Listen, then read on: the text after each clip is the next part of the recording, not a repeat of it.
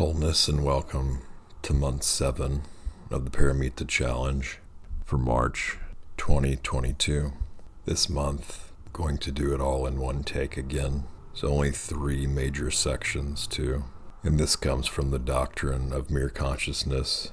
The 10 excellent moral exercises are the 10 Pāramitās, and this is number 7, skill in resorting to appropriate expedience. The definition, skill in resorting to appropriate expedience is of 2 kinds.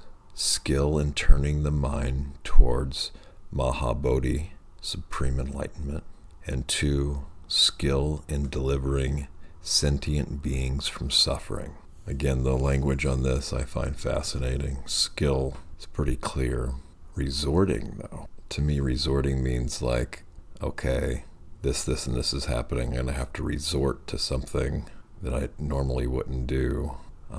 Of course, expedience is something that quickens something else. So first off, why would we have to resort to an expedient? It seems like, wouldn't the expedient, if it was wholesome, skillful, wise enough, be something to just keep in mind, aspire to, not something to have to resort to? But the wordplay here is interesting. So usually when we think of resorting to something, it's kind of like maybe someone's at their wit's end or something they normally wouldn't do. So maybe the psychology here is that if we find ourselves in that place, or people even fear such a place where they have to resort to things, instead of thinking that's some kind of, hindrance or disadvantage or someplace we never would like to be. But, inevitably, we do find ourselves in those types of situations and states. So until full enlightenment, those places and situations, we're going to find ourselves in, we're going to have to resort to something. So, it might not be often, but if we have to resort to something, why not kind of flip it and resort to this first one, turning the mind towards Mahābodhi, supreme enlightenment. And I think there was a typo in the copy I got. I'm pretty sure it's Mahābodhi, but I corrected it here, and I'm not sure what the misspelling was. But the key word here to delineate all this or to suss it out is appropriate. So what's the appropriate skill in any situation, whether you have to resort to expedience or not, right? So this supreme enlightenment, Mahābodhi, turning the mind towards that. And from what I understand at this point, that's kind of like, maybe not kind of like, but this turning the mind towards the end goal, from what I understand, is the last meditation object before arhatship. And so Mahābodhi, I'm guessing, goes beyond that, because this is supreme enlightenment. Bodhi is awakened enlightenment, and Maha is like the great or the supreme version of that. So when the mind turns towards this, just notice the effect for ourselves, even if it's just kind of imagination or fantasy, even something out of a storybook, or if there's closer progress towards this and people have really tasted it or touched into it and noticed the benefits of this, and yet if not fully realized an awakening, then the mind will inevitably slip away from this, turn away from this, or not be turned towards this Mahābodhi. And why is that? How does that happen? Well, I don't know, but it does seem to take ongoing effort to have this. It's not like you can just snap your fingers and lock it into place where the mind is turned towards it unwaveringly, at least for a decent portion of the path that I'm aware of. I know in my own experience that's how it tends to be now. And number 2, so this is skill in resorting to appropriate expedience of this kind. Number 2, skill in delivering sentient beings from suffering. So in a past Pāramitā challenge, I think we mentioned this, and Denny and I talked about this in one of the Ask Us Anythings, how this word delivering is kind of not really problematic, but it's just kind of a distortion, I feel. Because this is like a savior complex, or falling maybe into messiahhood, if I'm going to deliver someone from their suffering, right? like this Superman thing, hero thing, the unwise, unskillful perceptions of a hero, where they do all the work and people rely on them to do everything for them. So instead of this delivering someone else from suffering, look at this more skillfully. Of course, this is just my view of being available for teaching and helping, and more times than not, reserved until someone specifically asks for help, teachings, and advice, and practices, or however, to ease suffering, to have suffering come to cessation. And by suffering here, I mean dukkha, which can also be interpreted probably more relevant to people as stress or even unsatisfactoriness, like this just isn't doing it for me. This is okay, but there's got to be something better. Oh, I might have found something better, but then it's good for a while, but then, oh, this just really isn't doing it either. So on and on and on. So that's from the Doctrine of Mere Consciousness, number 7, skill in resorting to appropriate expedience. And now on to the 52 stages of the Bodhisattva path from the 10 practices. And it says stages 21 through 30. And these are number 6, 7, 8, 9, and 10. And this is kind of the bulk of the new material, since the next section has pretty much already been addressed in prior Pāramitā challenge episodes, and those will be gone over probably more briefly. But now to these 10 practices. Number 6, the practice of skillful manifestation. And I'm just going to read these and then come back to them.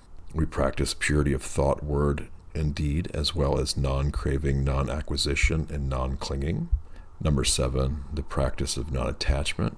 We practice with minds free from attachment, entering in every successive moment into countless worlds with great loving kindness and compassion. Number 8, the practice of that which is difficult to attain.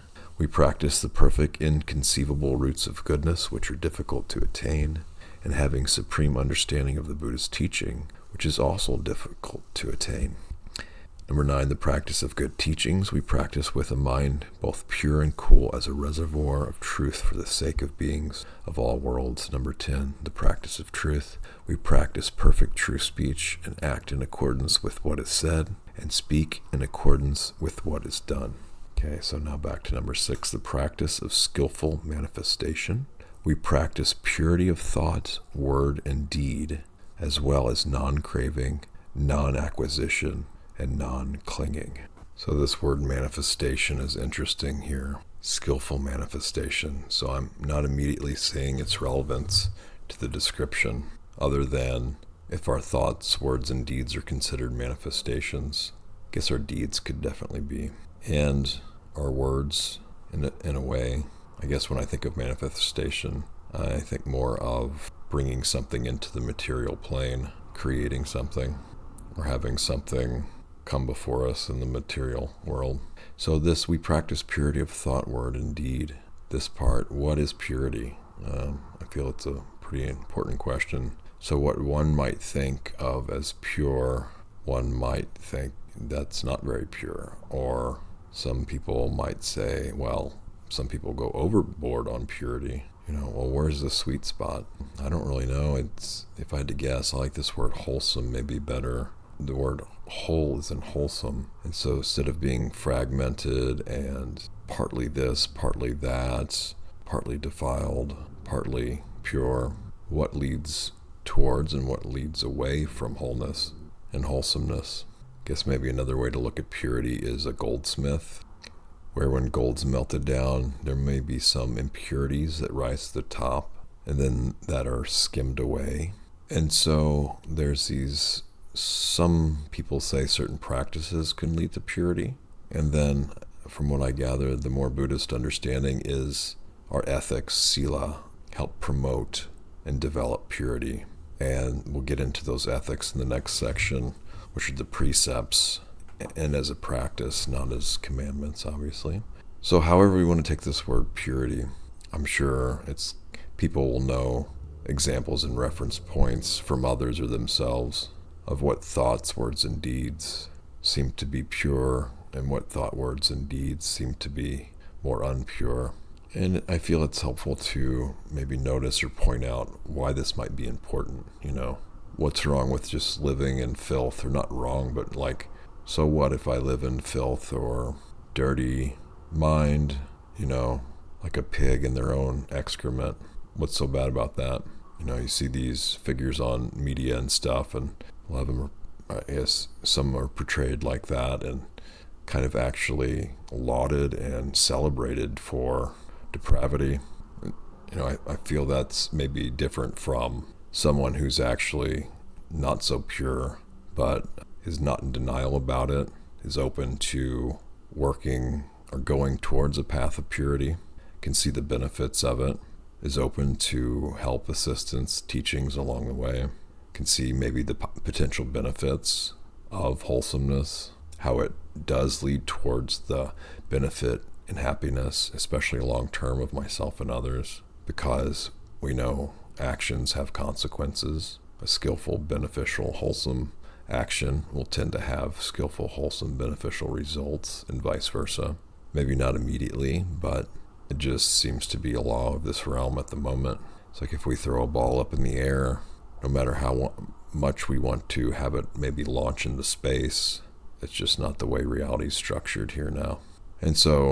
And then also this practice is non-craving, non-acquisition, non-clinging. So the non-craving and the non-clinging seems fairly obvious, right? Especially craving towards things that aren't going to do us any good whatsoever. And clinging is pretty much not much benefit to that at all, except for maybe temporarily clinging on to the Buddha Dharma Sangha. But even that is clinging really isn't needed for that. It's kind of an abiding with and in that. And so maybe some kind of craving for wholesome things could be a decent counteraction to craving for unwholesome, unskillful, unwise things. But on the whole, feel into craving, it just doesn't feel good. And, it's not one of those unpleasant things that will help me grow either, as far as I know, other than to have the reference point for non-craving, to have it really sink in how unbeneficial it is. But this non-acquisition, it's interesting. I definitely see this in so much greed in the world, how this could help people who are just completely deluded and don't even realize, pretty much from the moment they wake up to they go to bed at night, or even then too, about acquiring, material objects, money, fame, fortune, influence, and sex, power, knowledge, skills.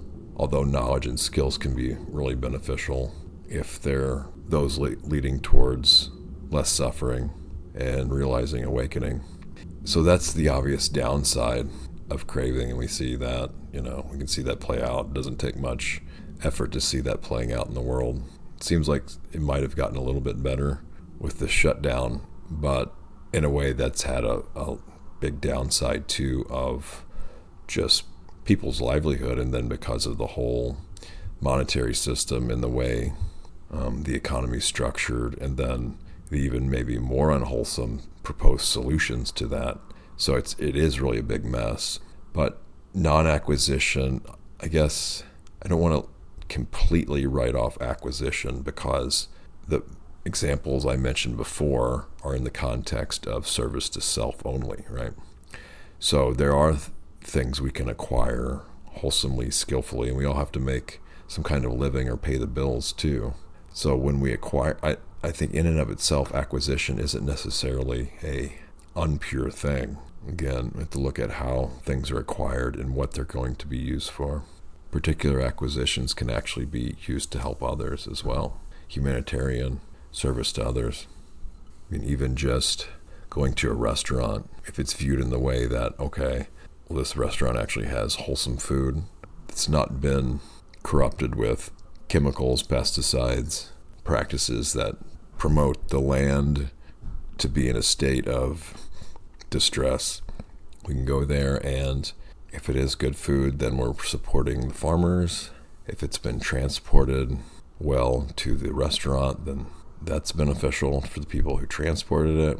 If the establishment is doing practices to help others and be mindful of their energy usage and where that comes from, and has done what they can in the moment to help with that situation. And then we're helping the employees who cook and prepare and serve the food and clean up, and all the other people interacting and supporting that whole interdependent system. I think that's enough for that one for now. Number 7, the practice of non-attachment. We practice with minds free from attachment, entering in every successive moment into countless worlds with great loving kindness and compassion. So I love this, every successive moment. Most people, when you hear someone say, oh, I just take it day by day, or you have to take it day by day, and it's almost like like they really have to give up something to stop their planning, or, really having everything figured out in the future and be so forward thinking that it's kind of like just this unfortunate break or check that they have to look at the day by itself, And so that kind of cliche saying, never really knew how to take it day by day, but it is this every successive moment, because we just live in moment after moment. Everything in the future is a thought in the mind. The concept of a day is that it's a concept, it's kind of based on light and time periods and, working hour or transitions between conceptions or perceptions of night and day. And side note here, I go into some of these perceptions of light and day and night in the series on the Iddhipada Vibhanga Sutta. So if anyone's interested, they can check that out. 7-part series. But this free from attachment, so it usually goes craving can lead to attachment, and then attachment leads to clinging. Again, we're not talking about non-attachment. It's this thing where, well, what are we attached to? Does that need to be there? Is it adding extra weight, extra burden, a dependence? How are we when we're not attached? Do we go back to craving that attachment? What would be the benefits, danger, and escape from whatever attachments we currently have in our lives? Maybe another word for it is dependence. And so if there is attachments, or even if there's not, entering into every successive moment, into countless worlds with great loving kindness and compassion. So yes, if those Brahma-vihara qualities are called for, sometimes altruistic or vicarious joy is more appropriate when we enter into certain worlds, so to speak. And equanimity is kind of like the underlying basis for that. But to have these beautiful, expansive, boundless qualities going into every moment, no matter where that moment may be or how that moment may be. And, the Buddha says in the Metta Sutta, as long as you're not drowsy, you should sustain this recollection mentioned in the Metta Sutta about non-hostility, non-ill will, all beings having this dear quality for all beings, like a mother would have for her only child, wishing in safety and with happiness, may all beings be at ease. And this practice is beneficial for a mind free from attachment. Also, having a mind free from attachment helps increase this boundless, beautiful, sublime quality of loving kindness and compassion, and the others of equanimity and altruistic joy. And so this is like your ideal living situation, right? There'll never be like a physical ideal living situation. I mean, if it gets too plush, then there's no room for growth. If it gets too shabby, then you're not going to be spending much time in spiritual development, just going to be dealing with one thing after another. And there'll be things either way, right? In addition to that, but these inner dwelling places, these viharas, especially loving kindness, can actually act as a protector too. Since we're not a threat to any beings pick up on that. And if you only have their best welfare in mind, this is not saying you have to be a doormat and get walked all over, have somebody energetically vampire you. But there is no end to this state. It's boundless. There's no end, so that's no limitations. And so it counteracts this kind of hostility and fear of not having enough. And also of, I'm going to be lined out or harvested from, taken advantage of. I'm not saying those things don't happen, but if there is no boundary, so to speak, in the goodness that's available, then if we're dwelling in that, then anybody that seems to take anything from us, they can only be taking this goodness that's enveloping us in a certain way of speaking, right? I mean, that's kind of that's where it can expire. That's what we can aspire to if we're not already there. And again, the expiration, until it's completely perfected, it's not there all the time. I mean, that's realistic too, right? It's a practice. So number 8, the practice of that which is difficult to attain. We practice the perfect, inconceivable roots of goodness, which are difficult to attain, and having supreme understanding of the Buddha's teachings, which is also difficult to attain. So, obviously, probably wouldn't be listening to this if you didn't see some kind of value in at least considering some of the teachings of the Buddha. I know when I first started out and heard some of the Dharma, some of the Buddhist teachings, they obviously didn't make as much sense then as they do now. Well, in a way, there's still, a lot of room for really letting them sink in. And this also speaks to, of this kind of doubt. In a way it is, but it's kind of a skeptical doubt that will lead on to this next one of truth, that how do we know for sure these things that are written down were actually spoken by the Buddha? How do we know that they're not really distorted? What is the veracity of the source? And all these questions I feel are somewhat important, but have to just take as a starting point at least what we're giving, what's here now. And so we can go into that and study that and see if it's helpful, useful, wise for our benefit and benefit of others. And we can really hone in on the stuff that really resonates with us, especially starting out, and see the benefits of that. And then we can have friends and teachers to talk about these teachings with too. And this is really kind of solidified when we can verify these teachings in our own life, have a real lived experience of what's taught there in our own lives, clearly seeing and knowing from our own experience what the Buddha has taught. And this whole notion, though, of difficult to attain, in a certain respect, yes. If waking up and realizing awakening was easy, everybody would be doing it. You could get it done. You can go back to your Netflix or your video games or whatever whatever's popular of the moment. When we look around the world and, why we do see some very wise and sage-like beings who really seem to have some kinds of attainment, progress, knowledge, wisdom. It just seems like the whole society is kind of more inverted, regressed, reversed. And so if we frame this as difficult to attain, I wonder how much that plays into these kinds of perceptions in Dharma circles, at least up to a few years ago, that it was kind of a joke to consider becoming enlightened or realizing enlightenment, or even kind of like these entry-level attainments like stream entry.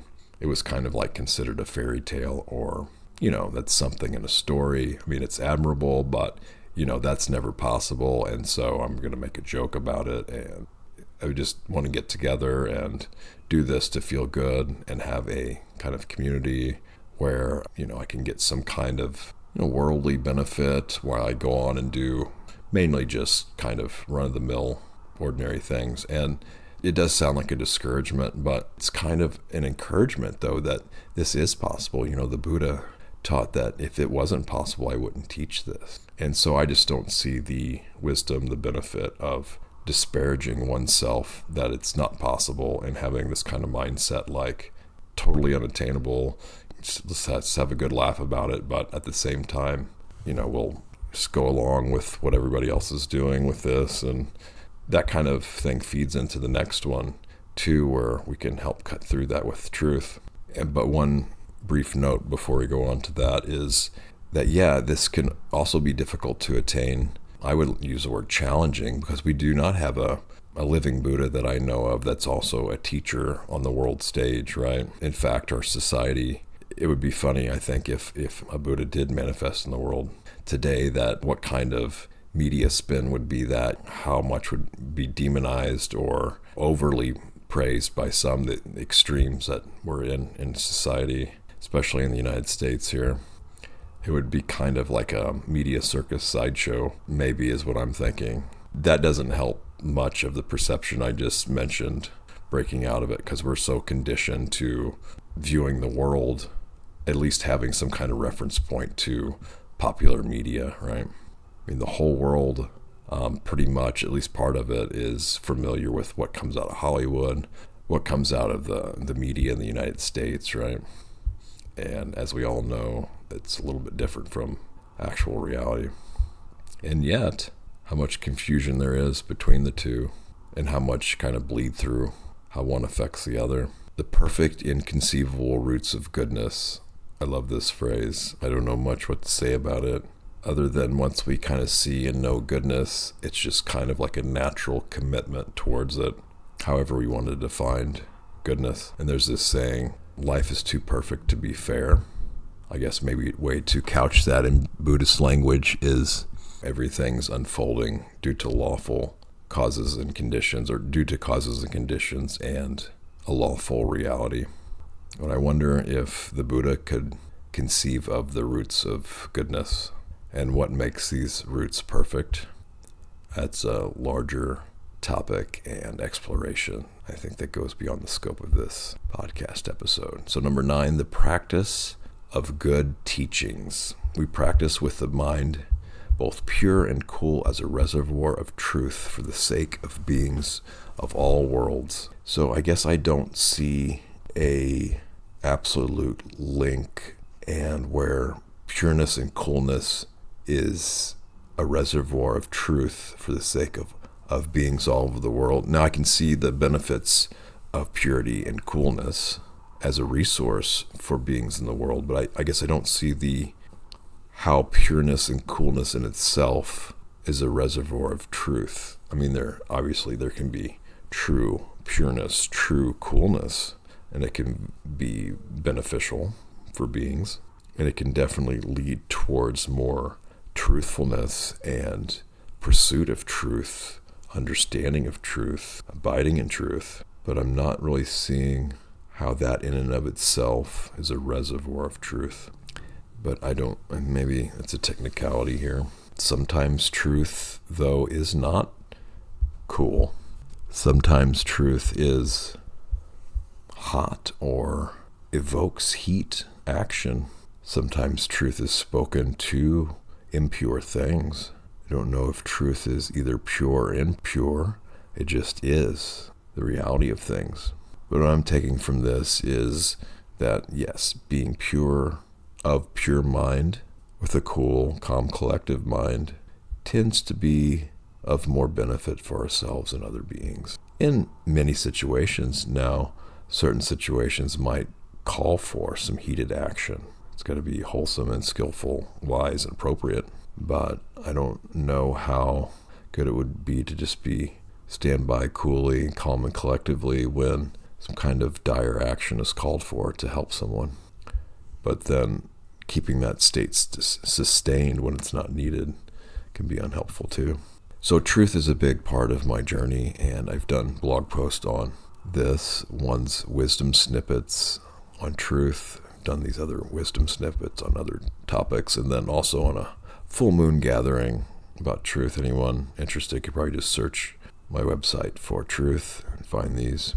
So 10, the practice of truth. We practice perfect true speech and act in accordance with what is said and speak in accordance with what is done. This is very important. When I heard this put this way, what I'm going to say next really put things in proper context, really explained a lot, is why do some people say one thing, mean another, and yet act in an entirely different way? I can kind of tell when somebody will say something but not, actually mean what they're saying. They're meaning something else, almost like a code, and then their action is not even in accordance with what they say or even what they mean as well. So, why is this? Why do people do this and behave in this way? Where did this type of conditioning come from? what are the benefits, dangers, and escape from this? So this is about keeping true to one's word. One, especially men, they're not really worth much, in a way, not really disparaging. It's just, if someone says something and then they don't follow through on it, even if they know they can't do that and don't address it and just let it go, it's just kind of like, wow, can really see their state of stress and suffering. This acts as cohesion for society too, with someone acting in accordance with their word. Or even when they can't, when certain circumstances come up and they can't, they take an effort to address that. Or, like me, sometimes I get a little loose in the lips and the gums and don't really respect the power of language. Sometimes loosely say things without sometimes having the power to follow through on them exactly the same way, or more than likely kind of forget the exact details of what I had said, and will maybe remember later that I have veered off course slightly from the T of what I said. And so it's also about forgiving ourselves and making resolves to act in accordance with what's said and speak in accordance with what's done. And this speak in accordance with what's done speaks to seeing something and then saying something other than what it is, to spin it to one's advantage or to the advantage of one's agenda for gain that's not in the best interest of oneself and others, and or. So this speaks to integrity. This final section is the 58 Bodhisattva vows, and then within that, I guess, the 10 major Bodhisattva precepts.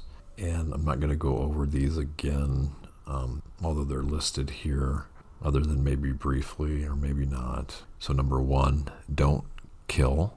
Number 2, don't steal. Number 3, don't engage in sexual misconduct. Number 4, don't lie or engage in wrong speech. Number 5, don't sell or consume alcohol or other recreational drugs.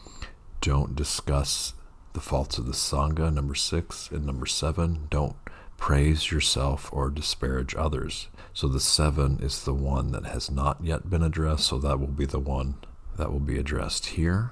So this first one and on through number 6 or their Pāramitā challenge months respectively. So this first one, don't kill. Pretty sure that's month 1, I addressed that. And then in month 2, address don't steal.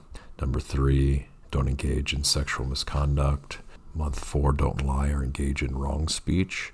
And month 4 might have also included, without me checking though, I don't know for sure, but also included the first 3 as well as the 4th one. Number 5, don't sell or consume alcoholic beverages or other recreational drugs. It was addressed in month 5, I feel. Number 6, don't discuss the faults of the Sangha, and went over kind of the analysis, criticism, and exploration of that in month 6. So overall, instead of addressing these each individually, I also look at these as what is the positive upside, because it's saying don't do this, don't do that. Well, what's the opposite thing that we should do? And then go over the benefits of these, not just like some kind of rote duty, just to say, oh, good Buddhist, bad Buddhist, or something like that. Again, these are for our long-term benefit and happiness and that of others. And I know it's really challenging to see this for some people in some of these, but especially for me, it was a drastic change with the alcoholic and recreational drugs thing. I would have fought tooth and nail to say, oh, that doesn't matter. And in a way, some teachers say that in and of themselves, they're not. It's just the likelihood one has once intoxicated of breaking these other ones. So it's kind of like an amplifier to the other one. So I really noticed a big improvement in life from ceasing alcohol, recreation, drugs, just do things to get high for the sake of getting high with substances, right? And then, lots of so's. Number 7, don't praise yourself or disparage others. And this is from a sutra on the Brahmanet Sutra. And I'll just read the sutra here. The 7th major precept prohibits praising oneself and disparaging others. A disciple of the Buddha must not praise himself and disparage others. encourage others to do so, or involve himself in the causes, conditions, methods, or karma of praising himself and disparaging others. A bodhisattva should be willing to stand in for all beings in undergoing slander and insult. He should accept unfortunate situations and let others receive favorable ones. Hence, if the bodhisattva boasts of his own virtue and conceals the good works of others, thus causing him to be slandered, he thereby commits a bodhisattva prajika offense. I find this one to be challenging for myself and many I interact with. It really takes quite an accomplished being to really either not boast of oneself. The one I see more of and one I have more challenge with is disparaging others. It doesn't have to be even out loud, right? There's a few ways to address this, but the really challenging one is if you're talking to somebody, you're having some kind of rapport with them, and then especially if there's a strong habit pattern to kind of put down others or notice their faults and then find camaraderie and some kind of bonding and connection by that activity. And it's a habit pattern, right? And part of it is in a good place too, which makes it more challenging, that a lot of times we're just addressing the behavior and things we see that are not beneficial for the other person or other people they're interacting with, but it's their behavior that needs addressing. And so how do we set boundaries and keep boundaries for ourselves, not allow others to do harm to ourselves and others that we love and care about without talking down to them and going into slander and insult? Yeah, slander and insult is a pretty strong thing. So I feel it should still be, okay to call out unwise action, unskillful action. Obviously, saying something is not really wholesome and helpful and beneficial, and it doesn't have to slide into slander or insult, because these folks or even ourselves are just kind of doing things that's been done to them, been conditioned. These are habits and patterns playing out. And then how do we go about doing that without even causing more challenges than we need to or issues than we need to? How do we address this and not just let it slide off, but then not going into the other extreme of slander and insult? It seems to be kind of two types of people that I notice around this. The one that has more the tendency to praise themselves, kind of boast, have kind of a superior ego and kind of lets everybody know it and feels good about themselves and how they build themselves up, how they find kind of not the best kind of self-esteem this way. They have to constantly pump up this ego. Or the other one is kind of more, maybe an inferior ego, but just more, that's kind of more like I'm not good enough. But the other one is going into disparaging others, always finding fault, criticizing, blaming, shaming, guilting, and not really having much access, it seems like, to, unless called out on that even, to uplift people, to see their good qualities, to offer words of encouragement, to see silver linings, to see where whatever situation it is can be an opportunity for growth and advancement, progression. And so it all depends on how strong this habit pattern is of putting down others, disparaging others, and how much effort it's going to take to change such a habit and put energy into remedies for that. It also helps to hang around folks that don't do this, to make a conscious effort to break from this habit when around people that we have to be around. Call on support, to get teachings, to give reinforcements for such behavior petering out. And it really next level, if you can stand in for beings, if someone's talking bad about someone, and instead of either obviously joining in and just ripping them a new one, or even just staying silent, which can be, I feel, helpful and wholesome to begin with, is to actually stand up for them. What if you're the only person in the group talking about someone else and happen to go against that? One way I've done this is just, remember that time though when they did this, or also trying to really put yourself in their shoes. These things like they're doing the best they can. If they could do better, they would. That not necessarily works in all cases around all people, obviously, but this kind of notion that, they're doing the same thing that's been done to them, that hurt people, that one resonates a lot with folks too. Seems to, in my experience anyway. Accepting unfortunate situations. Now this, it depends, right? Okay, is there some action we can take to address an unfortunate situation? If there is, I would say do that, take action. But if there's not, then what good is it going to do to whine and moan and complain about an unfortunate situation if there's nothing that can be done? It just makes it worse, right? It's the teaching of the two darts, the two arrows. The unfortunate situation, the painful situation is the first one. That's going to be kind of unavoidable, or so it's happened. So there's no need stabbing yourself with another dart or arrow about complaining, woe is me, beating your breast, wailing, moaning about how bad it is, how it shouldn't have happened. Well, it did happen. That's the way it is. And so if there's nothing you can do about it, there's no need adding extra suffering, stress on top of how painful it already is. And to address it with mindfulness and compassion and kindness and what other beneficial energies and views and responses are going to help. Letting others receive favorable situations.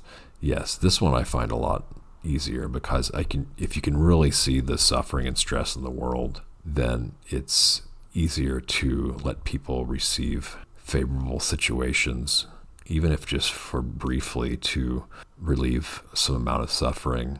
Sometimes, certain behaviors and actions are just actually making things worse. They seem like they are, but on the whole here, with that aside, a favorable situation, this comes into the Brahmavihara of vicarious joy, being happy for someone's happiness. So not only, this isn't like something we're losing by letting someone else gain a favorable situation. If we can rejoice in their favor, a really good situation for them, if we can be happy for their happiness, well, then that increases our chances for happiness too.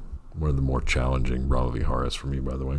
So this boasting of one's own virtue, I really don't see the benefits of this. What and who do we have to prove to who about, who we are, what we're doing? A lot of times it can be the exact opposite, where because someone's doing something unskillful, they need to do the opposite of, or not necessarily the opposite, putting aside the unskillfulness, not addressing it, instead shoring it up with their own virtue and boasting of that to either redirect or feel better about themselves or whatever.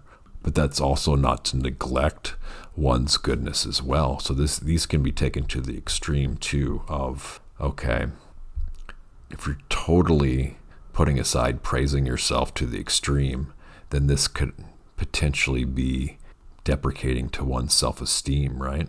Have to also recognize our own goodness as well. Doesn't necessarily have to come up and tell everybody how wonderful I am all the time. But if that's taken to the extreme, it could cut into one's self-confidence and one's notion of goodness in oneself and others. It doesn't necessarily have to be praised all the time, but it can be recognized, acknowledged, and celebrated, our goodness and our virtue and our ethics as well. It just doesn't have to involve necessarily a strong sense of me, I did this, I'm responsible for this, look at me, I'm so great. But just revel in the goodness and kind of accomplishments and aspirations too. Likewise with this disparaging others, if we just accept everything, then there's really not going to be much chance for discernment, for action, for really getting out of this solipsistic mode of nothing really matters. Don't get involved with anything. Don't discern what's helpful and not helpful. So taken to the extreme, if there's no kind of criticalness at all, then it can fall into solipsism, where there's just kind of this notion of, well, there's no truth, nothing really matters, it's all random, who cares what I do or don't do, kind of thing. And so it's just recognizing what's helpful and what's not helpful, that there is negativity in the world and there is positivity in the world. So back now to this last section of here, concealing the good work of others, thus causing them to be slandered. So yeah, this is when we step in, and this is another challenge of mine, actually giving praise, honor, and respect where it's due, at the very least. On the higher end of that is honor and respecting everything in life to a certain degree, right? Respecting and honoring another, because there's always something, at least it seems that way if we look hard enough. Sometimes I know it's hard to find something honorable and respectable in some folks, but just if it's their own potential, their own Buddha nature, if you go into kind of metaphysical stuff, or at some point back in countless tons and tons of lives ago, that one act they may have done that really did a lot of good and helped people help themselves.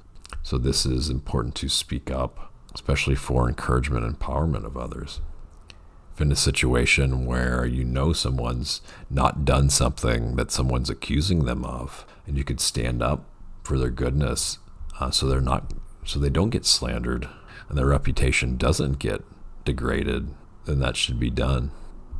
Maybe one of the reasons this isn't done a lot is maybe it takes one out of their comfort zone, have to be uncomfortable for a little bit because there might be a little bit of friction to speak up for someone or kind of go against the flow of what someone or a group is saying about someone. I think that'll do it for month 7 of the Pāramitā challenge for March 2022.